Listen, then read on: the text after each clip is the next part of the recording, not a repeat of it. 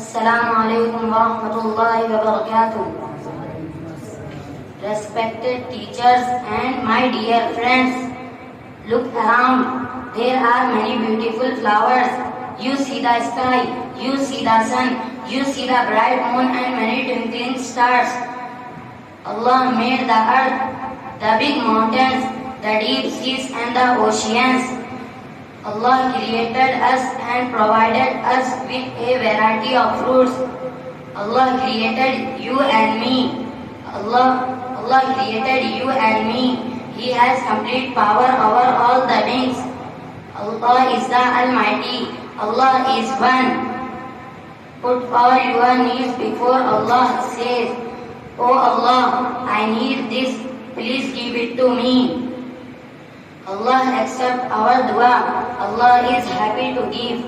Sadaqallahu al-Azim.